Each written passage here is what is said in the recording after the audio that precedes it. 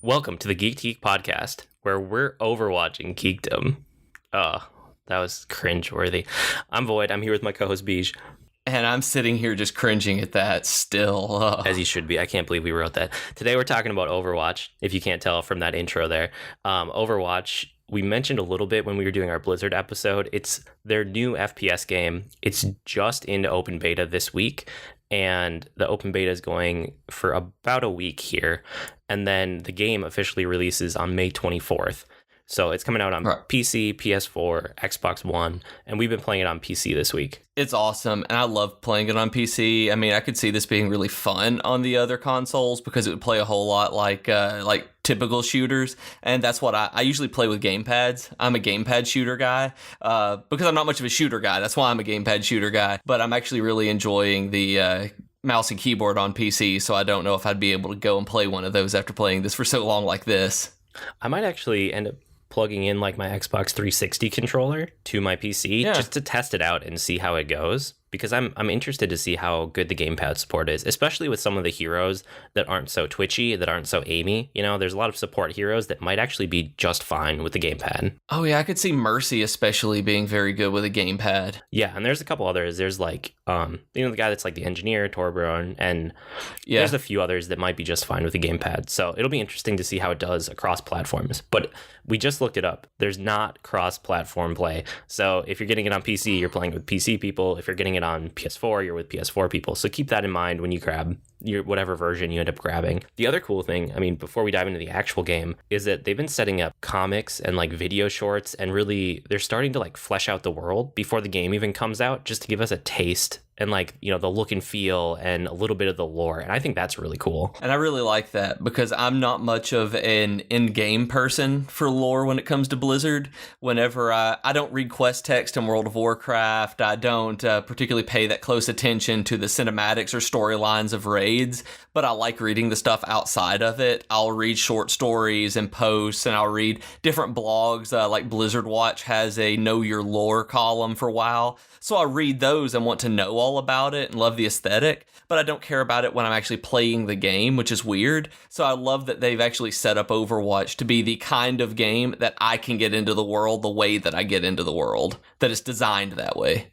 Yeah, and I'm wondering how much of this comes from Titan, because like you mentioned the other week in your Weekly Geekery, they had that series of videos where they talked about like that Titan failed, and then they took the resources that used to be Titan and they made Overwatch. I wonder how much of like the world building that they did carried over, or in how much of it they changed. I mean, it's something that we'll probably never know unless, 10 years down the line, those guys are out of contract and they can talk about it. It seems like this is much more fleshed out than most first-person shooters are when it comes to lore, it's really cool. I mean, you can tell in the levels, you can see that a lot of detail has been paid to like the level design and just these little touches in everything. And it made me so happy to notice that I'd never noticed before this week, in the other two betas that I'd played in, the beta weekends, I never noticed character interactions with each other. That I just I don't know if they weren't in there, I don't know if I tuned them out, I don't know what it was, but I've noticed that as certain characters get near each other, they start talking to each other. Like I was Zenyatta today, and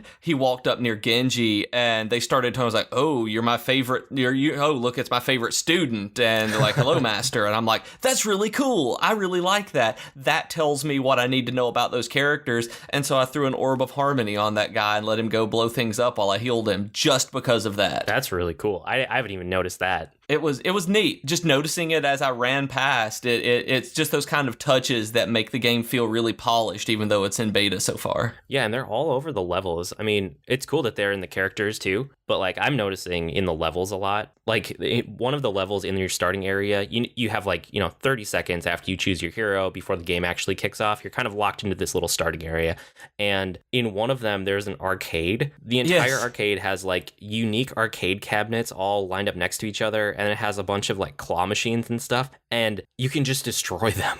Like every single game I've been in, my team has ended up you just start shooting them just to kill time, and you just like destroy this arcade. So by the time the game starts, your spawning area, your starting area is just totally like all the arcade machines are broken. It's really fun, and it's just this little thing that I love already. And have you noticed what the games are? Where I think there may be a Lost Vikings 2 in there, and there's like a Diablo fighting game and things like that, that if you look, they're all references to something. Oh, I didn't notice that. That's really cool. Oh yeah, look at the titles when you go in there before you blow it up next time. It's got little screenshots that you can watch the screen play. I think Tyrael is fighting himself or something like that in one of them. It's pretty cool. Before I blow it up. Yes, before you blow it up, because otherwise it's a blown up arcade machine. Okay, I'll take a look. I want to talk a little bit about the levels before we dive into the heroes, because I think the bulk of the talk here is probably around the heroes, because they're awesome. And that's pretty much what the game is. It's hero based more than anything else, but the levels are super well done.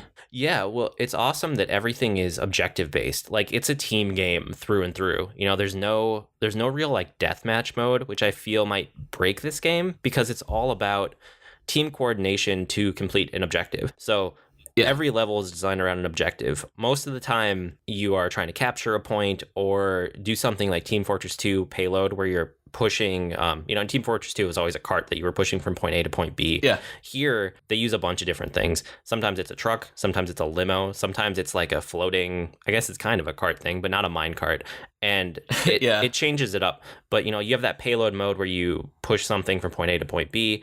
You have modes where you just have to capture points, point A, point B, sometimes point C. You have modes where it's more like King of the Hill, where it's like a capture and hold, and whoever can hold it for, I don't know the amount of time, but there's like a little percentage counter. Whoever holds it. Yeah, I've only ever counted the percent. Yeah, whoever gets it to 100% first, wins that point, and then you do a second round, and whoever gets 2 points first wins.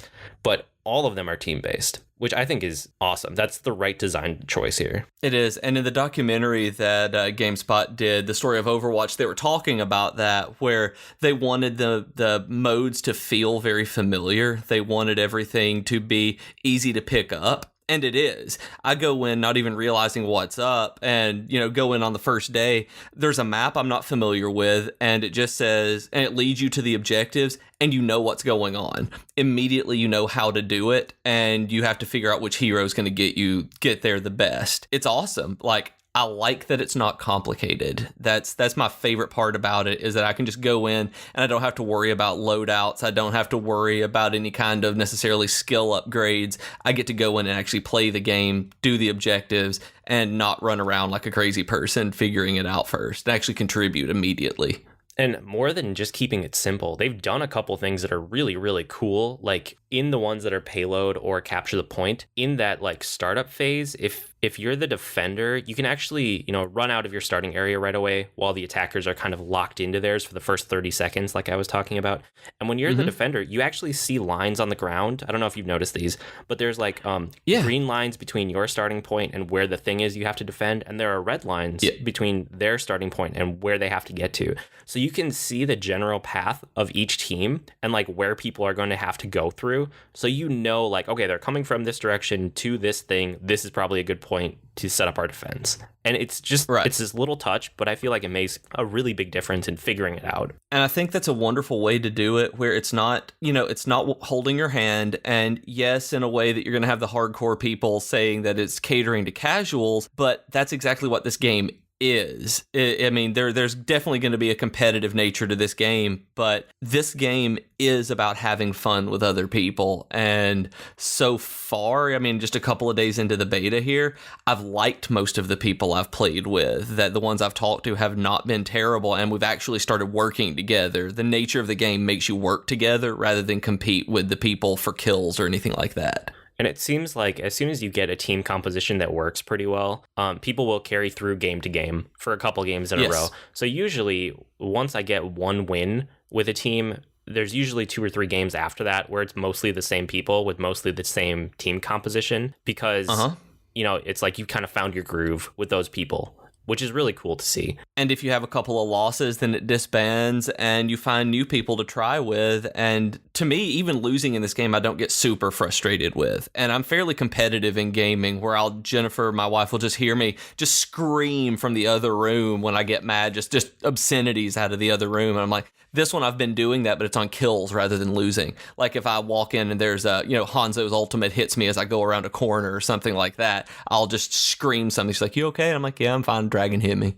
And That dragon. but it's not losing the game. I don't care about losing. I'm taken by surprise, and so my natural knee-jerk reaction is that I don't care about losing because I'm actually having fun while I'm playing it. Yeah, I don't feel bad about a loss. Every once in a while, if we lose and I feel like the team really wasn't working together, I'm kind of like, oh, okay, maybe I'll leave this game and I'll re-queue for another one just so I can get a team that kind of gels better. But even when you lose, you're still getting experience. You're still like having fun with the heroes, even during a loss. You know, I know a lot of other shooters have like when you win, you get a huge bonus in experience. And this doesn't have this. You're basically getting the same amount of experience whether you win or you lose. And I think that little touch, it's not even something that's happening in the game. It's something that's happening after the game. That little touch goes a long way towards making it okay to lose. And I think that's something that Blizzard understands from its years of doing World of Warcraft with the PvP and different communities, the community there, that they know how to keep people playing now, because for a long time there was such a barrier to entry with PvP in World of Warcraft, and there was such a, I don't even know what there was a penalty for not performing and winning that you didn't get a lot at the very beginning for losing, and now it's positive reinforcement rather than negative, and that's something that I think they've moved into this game with the next level of that you're right, it doesn't feel bad to lose because you're not being penalized for losing, you lost. Yeah, try again. I mean, just keep going. And the other thing about the level design that I really have liked so far are the different tile sets. They each have a unique feel for like a different, I mean, it's its own world, but you can see the influences they're drawing from are from different cultures. And I think it's really cool to just get a variety of tile sets in your map design. That always makes me happy as a player to be able to switch it up. And it's not just switching up the layout of the level, but it's switching up the look and feel of the level. And that goes a long way towards keeping me interested. Yes. And there are maps that I've played way more than others, so I like seeing the newer ones that I haven't played in the other betas, but I don't feel bad when I get Watchpoint Gibraltar again, but I'm like, okay, cool, I'll do this one. This is how I play this one. And I'm like, I've seen it. And then I get Temple of Anubis the next time. I'm like, awesome, I haven't played this one very much. Let's do this. And I just love it. I just go running around and blowing things up. And looking around, I've explored these levels probably to the loss of my team just to see what's there. Honestly, I want to kind of compare this to Team Fortress 2 because I can already tell this is supplanting Team Fortress 2 in my evergreen games. I know at some point we're going to sit down and just talk about evergreen games for a whole episode, but they're kind of games that you can always go back to. They're always there. They're games that you play over years, even if you're only playing them a little bit here and there. Team Fortress 2 has been an evergreen game for me for basically as long as it's existed, which was like 2007, maybe 2008, something like that. And this game has already supplanted it. Like, I don't see a need to ever boot up Team Fortress 2 again because now I have Overwatch. And one of the things that I noticed with the levels is that Team Fortress 2 levels all feel the same. Team Fortress 2 has like one tile set. I mean, it doesn't. It has a couple, but it feels like they feel so similar. And Overwatch, they feel so different, and I love that already. Drawing those correlations too, I really noticed once I dug into Overwatch, and I wanted to play every single hero before we did this episode, so I would have a good baseline. Right. And I did, and I noticed that a lot of the heroes in Overwatch, you can draw a direct correlation between that hero and another kind of game hero. Like, most of them are from shooters, some of them are from things like MOBAs, but like from Team Fortress 2, you have the Doctor. Mercy in Overwatch is very equivalent to the Doctor, slightly tweaking the movement. But besides that, you're basically playing the Team Fortress 2 Doctor. If you love Doctor in Team Fortress 2, or the Medic in Team Fortress 2, you will love Mercy. Same thing for the Team Fortress 2 Demo Man correlates very closely to Junkrat. You know, the Engineer correlates to Torbjorn. You know, and those are all from Team Fortress 2. But I think it's cool because they've pulled all of these heroes from different sources. So if you were a Quake player or like an Unreal Tournament player back in the day, and you haven't played first-person shooters much lately, you miss that feel, go get Pharah. Pharah is a rocket launcher hero that can fly in the air, and it feels like Quake in a way. It does. It feels like you're playing Quake 3 Arena is exactly what she plays like, and she has so much fun because she does feel like being 17 again for me. That I'm just blowing things up with a rocket launcher, flying around, and if I die, I die. But it does. It feels very simple, but also nostalgic and comfortable. And like Soldier 76 is Call of Duty. If you are a Call of Duty player and you're going, I don't know if Overwatch is for me, go into Overwatch, grab Soldier 76, and your muscle memory like will click, no problem. I played a ton of Modern Warfare 1 and 2, and then I've played Call of Duty's off and on since then. But I mean, I have that muscle memory there from Call of Duty, and it directly maps onto Soldier 76. Like, that's the Call of Duty hero. And then you have things like McCree, who's, you know, like a 6-shooting Western hero. And that felt like Red Dead Redemption to me, which is absolutely which is a shooter, but it's not even a first-person shooter. But he controlled like that. Just the dodging and shooting and aiming, the way that it was every click, every move that you made, he really did feel like that. Like it's weird how much it felt like you were just playing Red Dead Redemption. I mean, even his special move, you know, getting like the lock-ons, then a bunch of headshots it's really cool. And they have things like Diva. I mean, Diva, you know, the skin of Diva and the theme of it is kind of like Japanese mech girl, but the feel of playing as Diva is Titanfall. You are playing Titanfall if you are on that hero. You have a giant mech, you charge in, you attack with the mech, and then when the mech dies, your character jumps out and you're still alive. And if you can keep your character alive for a little bit, you can call down another mech from the sky and jump right into it. Yep, send your mech in with a self-destruct and use it as a weapon rather than it being your character. It is. It's exactly what it is.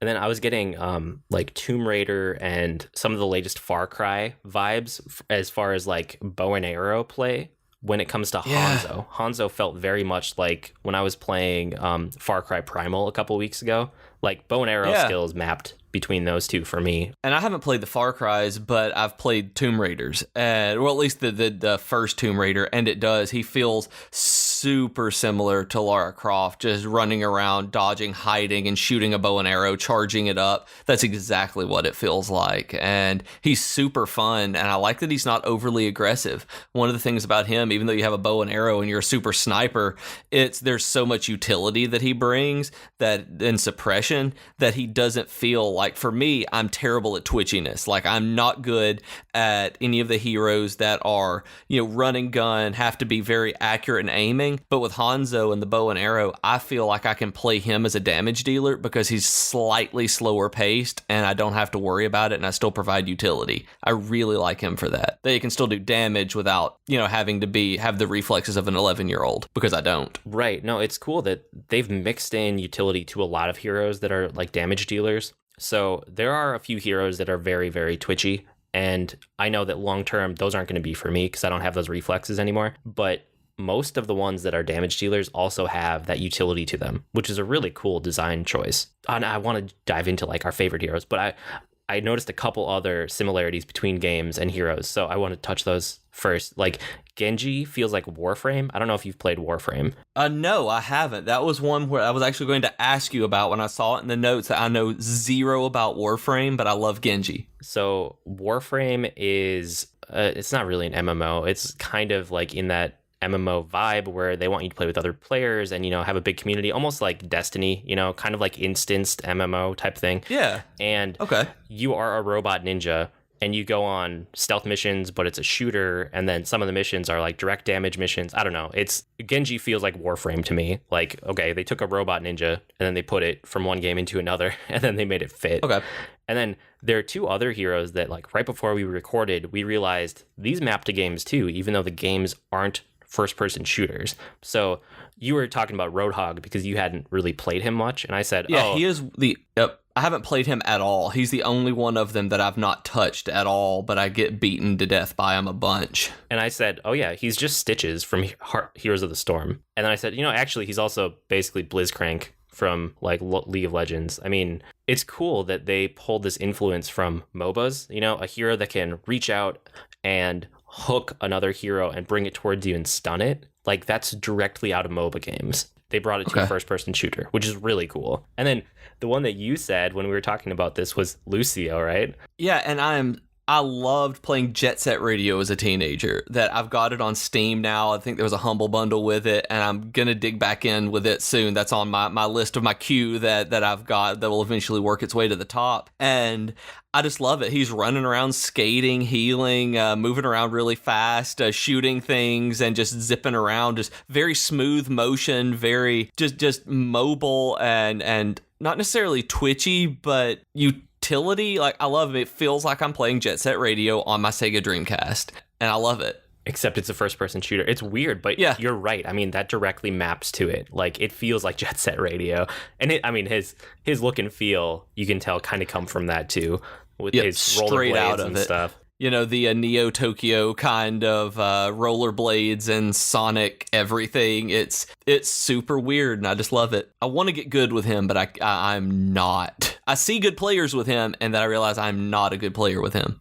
You have time. We all have time. Yes. It's not even out yet. I mean, we're super excited, which is why we want to do this podcast, especially because if we can get more people interested in the game by the time that it comes out, that just means more people for us to play with when it actually releases. Exactly. Which is fantastic. That's what we want. Which is what we want. Yeah, this is a game where you play with friends, and this is somewhere that you have a party. This is going to be a wonderful game to do things if you're separated by the 17 hours that Void and I are separated by in real life, that we can get together and, it's like the MMO genre where we can get together and actually do something together and feel like we're hanging out. That's exactly what this game is. This is a hangout for friends more than anything else. Yeah, and I actually got into a game last night with, I think it was 4 or 5 people. It wasn't a full party. I think a full party is 6 heroes. But we had an almost full party of people who, I don't think any of us knew each other in real life, but we're all like digital friends through playing other games and Twitter and Slack and all that stuff. And when we could coordinate like that, it was amazing. It was so fun. I mean, I was being Reinhardt, and Reinhardt is a hero where... You have a giant hammer if you get in close quarter combat, but mostly what Reinhardt is there to do is to hold up this giant shield that kind of like expands it's not quite a half circle, but it kind of curves around the front of you, and your team can shoot through it from behind. So you're basically like in front as a tank, right? I've been Reinhardt with a bunch of different teams I've been on, and I like him as a hero. But if your team isn't there to coordinate and like get behind you and shoot through your shield, like Reinhardt's not doing as much as he could. Last night I was like, I'm going to hold the shield and we're going to push the point. And they were like, yeah. And we destroyed the other team. And it was such a good feeling. I hope people learn that you can shoot through his shield, that they can be behind you and still shoot. That is something that I think people are going to have to learn as the game gets on, that as it moves forward to release, people are going to learn that you can actually shoot through his shield. I've noticed people just standing there as I push the line on Reinhardt.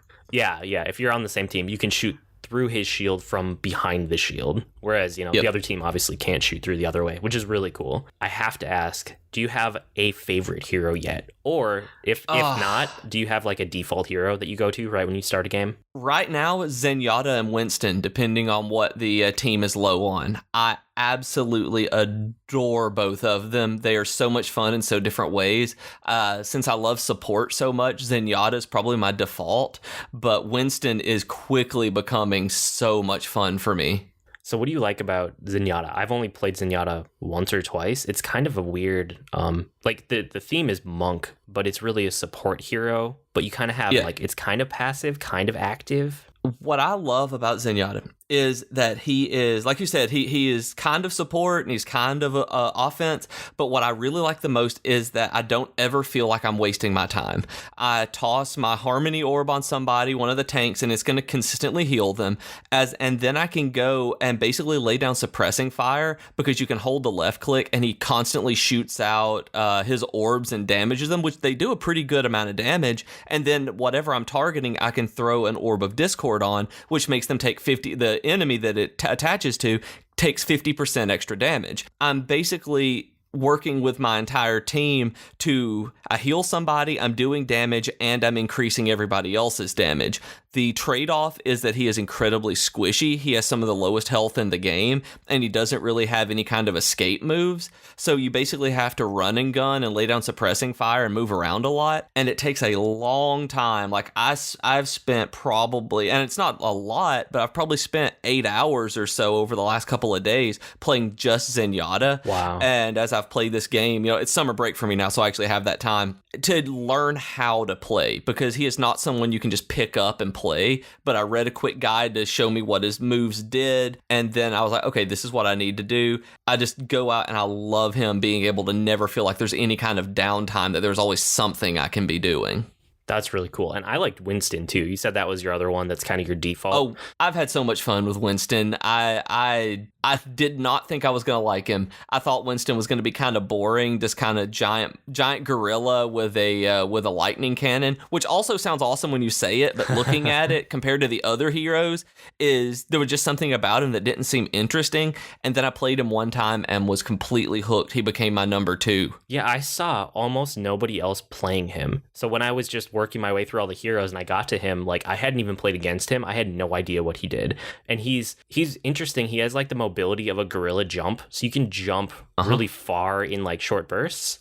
And then he has like basically a bubble shield, like a 360 degree like AoE shield around him. And then that lightning gun. So what you can do is you can jump into the middle of like an enemy team. You can throw down your bubble shield so you have somewhere to retreat to. And then you just shoot them all with lightning, because it like arcs in front of you to a bunch of different characters at the same time. It's really fun. And then you get his ultimate ability where he goes into a rage, and you can jump more often with a much lower cooldown and punch people, which you can destroy people with that punch. It knocks snipers out of the way. Even if it doesn't kill them, you're basically just running around. You Hulk up. I mean, you're the Hulk running around New York, just smashing everything that you have. And it is so much fun. I die constantly with them. I mean, I get really greedy. Somebody on Twitter this morning said that they always get greedy with Winston. I'm like, that's exactly the way that it is. I get greedy and want to jump into the middle and just bash everybody when I'm him, because that's what the character's playstyle just makes you want to do. But he's so much fun.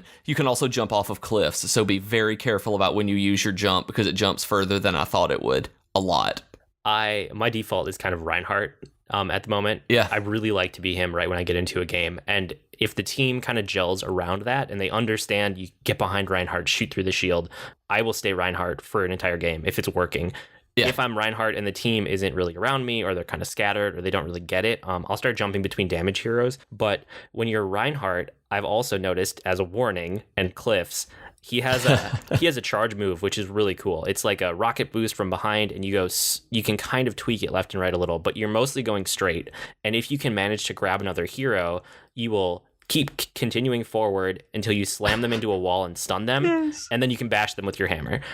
But I love it. But if there's no wall behind them and it's just a cliff, you will grab them and both of you will fall to your death. And I've done that more times than I care to admit. I have never done that with him. I jump off a cliff constantly with Winston, but I've never just rocket powered myself off of a cliff with Reinhardt. Maybe that'll be this afternoon. Maybe I'll just do that. Yeah, no, there was a Bastion yesterday that was really, really frustrating in a game. So I kept doing the charge slam into him.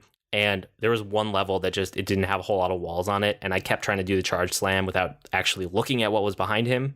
And then I would go flying off the cliff. It was my own fault, but it was worth it. So worth it. It's so worth it. I'm going to do it just for fun. What do you think about like the utility heroes in general? I want to be very good with them. I will eventually spend a lot of time and get good with the utility heroes, because I see them being fantastic, and when I see somebody playing them really well, it makes me really jealous. So I love having them on my team, and I want to be able to provide that kind of support for my team.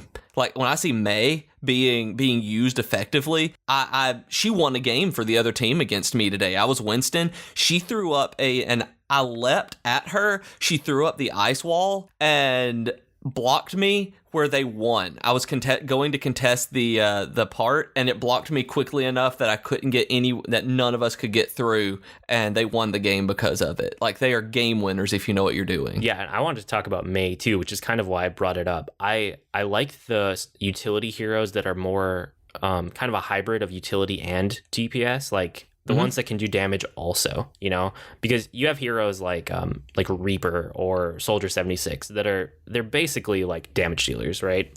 And McCree is the same way. There's a couple other ones that are just like, okay, you're going to go do damage, but Genji and but Mei you have your main attack is like, it's a cold gun in front of you, and then you have a secondary fire, you can shoot icicles, and then like you said, you can make big ice walls. And then her other ability is, at any time, if you have it like off of cooldown, you can go into a little like personal ice cocoon and you heal up while you're in there. I've had games with Mei that were amazing, and I think it just depends on the other people around you and how your team is coming together. A lot of it comes back to that, how your team is coming together and like who's there to support you.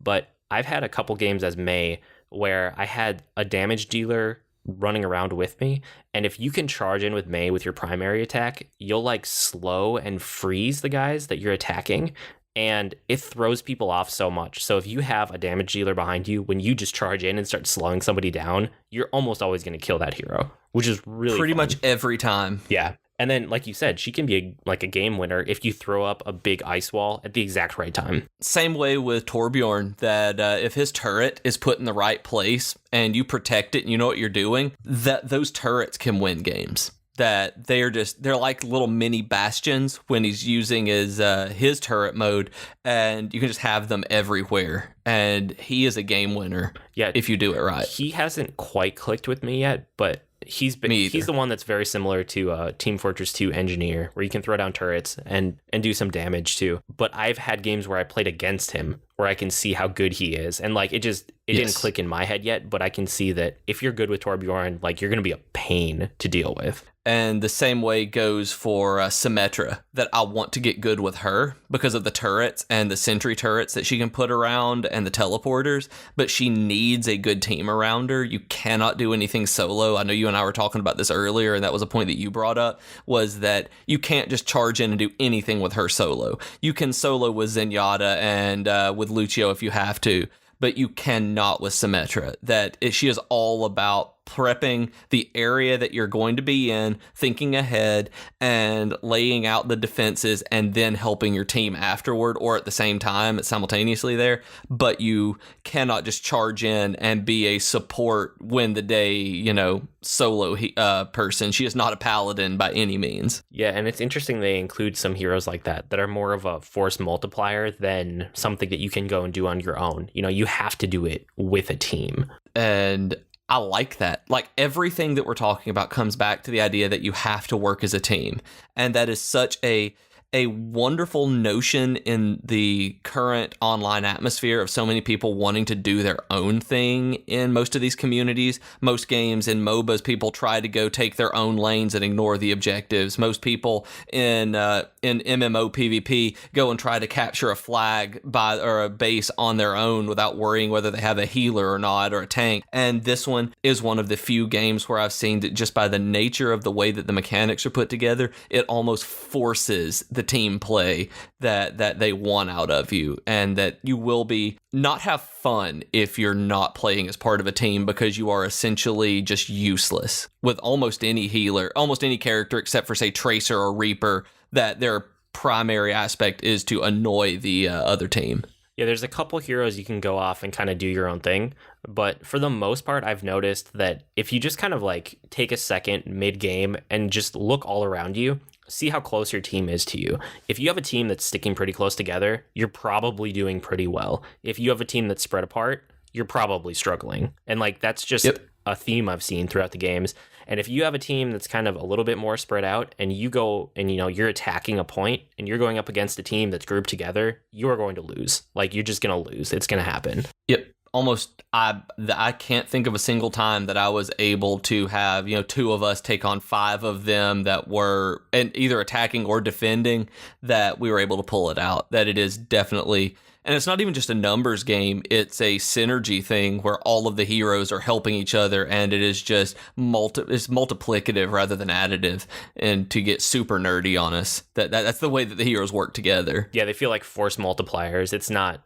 I know what you're saying. But yeah, I mean, the only times I've seen an exception to that is if somebody had a perfectly timed ultimate move that can do something crazy. And those are more rare. Those are few and far between. Yeah, you get Pharah up above everybody. I've seen somebody get a team kill with Pharah and her ultimate. The same for Hanzo, but it is super rare. Yeah, I was thinking about Hanzo. He shoots that giant dragon that goes through everything. And dragon. Indeed. And okay, so before we jump off of heroes, I wanted to know what you think of Tracer, because she's one of the only heroes that just I have such a hard time getting my mind around her because she's so different from a normal first-person shooter strategy. I love her. I love Tracer. She is one of my favorite damage characters to play. It takes a long time to get used to her, and because of how different she is, that's why I like her though. I like being able to rewind. I like being able to blink around and really annoy people.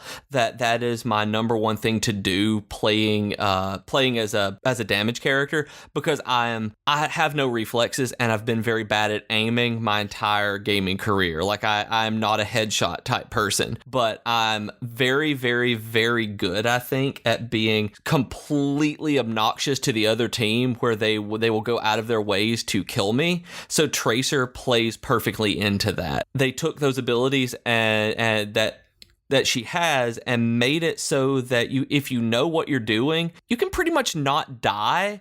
And still, you may not kill anybody, but you're going to be able to at least occupy one or two people and take them out of the fight just by being obnoxious. And I kind of love that, because I'm kind of obnoxious and like to poke at people in real life. So I can do that with Tracer in the game and not have to worry about getting headshots or anything. I just have to zip around and make sure that they're paying attention to me. She's like a fly that you can't swat. It's so annoying. That's actually pretty. Yeah. I mean, she basically, her power set is the main thing that she does is that you have this little like teleport that kind of goes, it jumps you in whatever direction you're going, and you have 3 of them. So you can do jump, jump, jump, be basically in the center of the other team or right behind the other team. You can unload your guns, and then she has a rewind ability, and she'll rewind a certain number of seconds. So if you do it fast enough, you go jump, jump, jump, which you've just covered a ton of distance. You unload your guns, they might do some damage to you. You hit rewind, and you go back to where you were before you did any of the jumps. And the rewind also restores all the health that you lost in that time and all the ammo lost in that time. So you're basically back to full health, full ammo right away. And they put her in Heroes of the Storm as well. She was the first Overwatch hero to go into the MOBA that Blizzard does.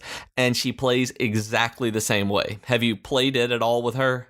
I haven't played much Heroes of the Storm lately, but I heard that she controls very similarly. Very similarly. She is the exact same obnoxious character, because you blink around, she stays auto-aiming and basically just unloads on people, and you can't get a fix on her, and then you rewind and she moves back into another area whenever somebody uses one of their big cooldowns. It plays exactly the way that she does in Overwatch, and it's amazing to me that they can make a character in 2 so unique genres play so similarly that if you can pick her up in Overwatch or Heroes of the Storm, you can play her in either game and know what to expect. That's really cool. I should check her out in Heroes of the Storm. Next time I jump back in there, I will for sure. Yeah, absolutely. Cool. Well, I'm mostly just excited about this game. Was there anything else you wanted to talk about for the main topic here? I think that's about it for me. Just how much fun I'm having. Honestly, more than anything, is that there's so much to do, and I didn't think that was going to be the case in a first-person shooter, because I avoid these games almost exclusively and grab them on Steam sale or free weekends or play them at a friend's house, because I'm not going to spend any time in a first-person shooter. Those games aren't for me. But this one, the heroes in the world really have made me care about this one. And it's going to have to take a lot of self-control not to dive head first into this one, I think. I mostly like the variety. The fact that you can, whenever you feel like you're struggling or frustrated, or if you're starting to get bored for the night, you can just jump to another hero, and everyone feels so unique that you get a different experience. So I found myself, playing a couple games with one hero, and then I'll jump to another one. Or if I'm really frustrated mid-match, I'll switch to someone who might help my team better. And it's just a nice variety, I can, like I said, I can already tell this is going to be one of my evergreen games for a long time going forward. Yeah. Absolutely. And it's weird that, I shouldn't even say that it's weird, because it's a Blizzard game, and that's kind of how Blizzard games are for me as well. I play lots of Blizzard games. They make good games, and they're games that I may not play 100% all the time or ever beat or play through, but I'm always going to have BattleNet and these games installed on my computer for when I get a hankering to play. I'm going to boot it up, and I'm going to just go teleport around and be all zen with a robot and make sure that bring them to enlightenment. Zenyatta. That's perfect. I think that'll about wrap up our main topic, which means it's time for our weekly geekery, where we share what we've been geeking out about this week with you guys. So for me this week, I've been geeking out about Hamilton, which I've heard about off and on from people over the last, I don't know, couple months maybe. And it finally crossed my radar enough that I said, okay, let me check it out. I listened to a couple like YouTube, recordings of the actual like Broadway cast, and I was like, this might be for me. It's kind of interesting. So I pulled the trigger. I bought the soundtrack, and this was yesterday midday, and I've listened to the entire musical about 5 times since then. It's amazing. Like, the songs are good when they're on their own, but when you get it within the context of the entire musical and you see the story that they're telling, I'm pretty sure it's the best musical that I've ever listened to. I mean, it's hard to tell because I've only owned it for like less than 48 hours, but I don't really like re-listen to things. I don't really rewatch things. I usually kind of consume my media and move on to the next thing. So the fact that I've gone back and I'm re-listening to it over and over and over, that says a lot about it for me. I just love it. If you have any interest in musicals at all, even if you don't, you might want to check it out. But I didn't even say what it was. I'm just so excited. Hamilton is a musical, like rap, almost kind of rock opera that is about the life of Alexander Hamilton, and it covers the American Revolutionary War and then like the first 3 presidencies after that. So, establishing the Constitution and establishing just the basics of our country, founding the National Bank, things like this that don't sound super interesting when you know the history behind it, but when it's put into a story like this and set to music, it's amazing. I highly, highly, highly recommend Hamilton. I love musicals, and I come back in from a bike ride yesterday, you guys, and I look at my phone, and Void has sent me a text message like, do you like musicals? Dude, do you like musicals? This is the best musical ever. And I'm like, and that's all I've heard about for like the last 24 hours. I could honestly probably take a screenshot with timestamps to tell you guys how many times he has texted me about listening to Hamilton and trying to get me to listen to it. He is not kidding that he's listened to it 5 times since like noon yesterday, in like the last 23 hours maybe. This is all true. Yes.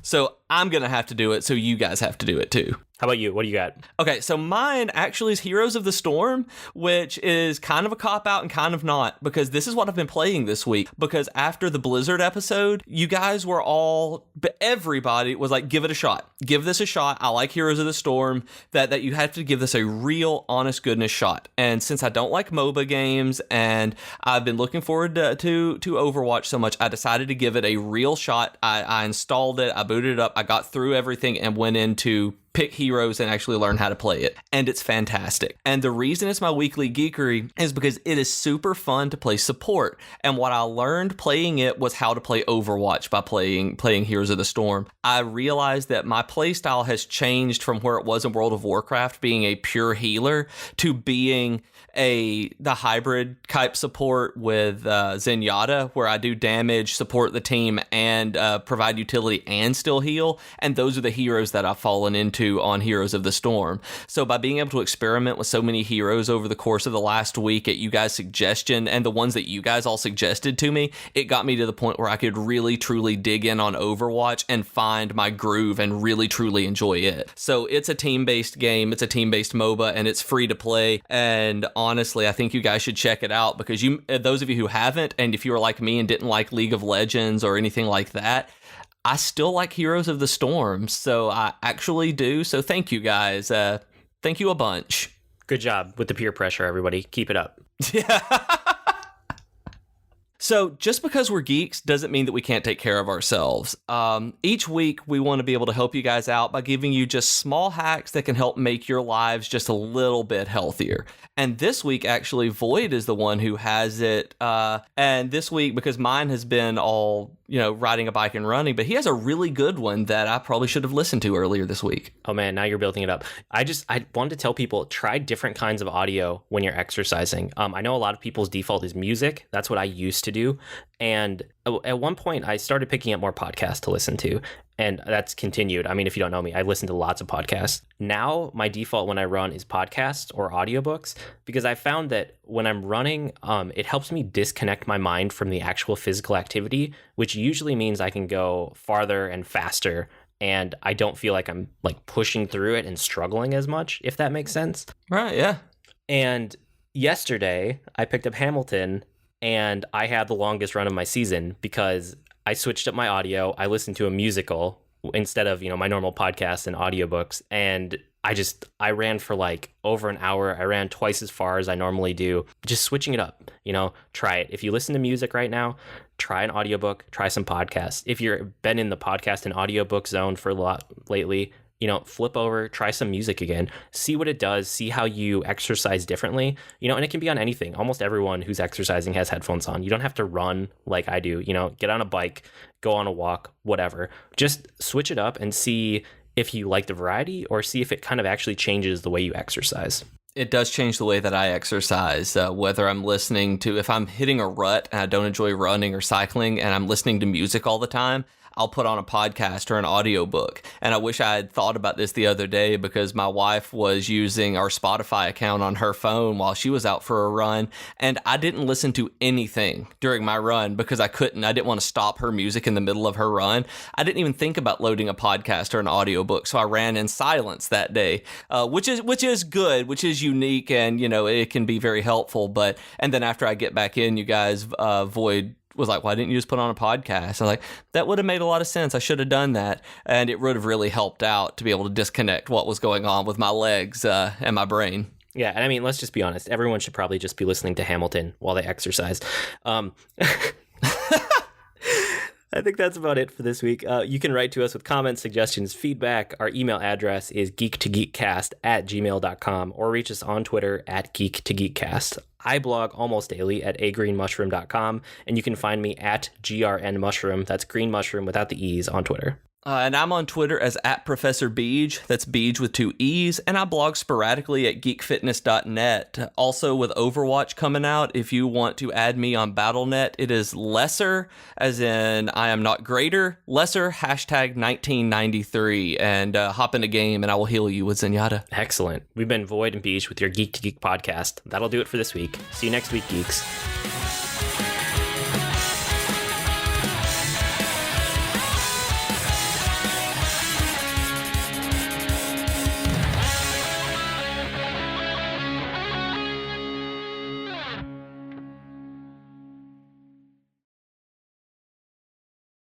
You got to intro your thing. I left it open for you. This is getting edited out I did. now. I completely forgot. And then I was laughing about that. I know. And I can't scroll down.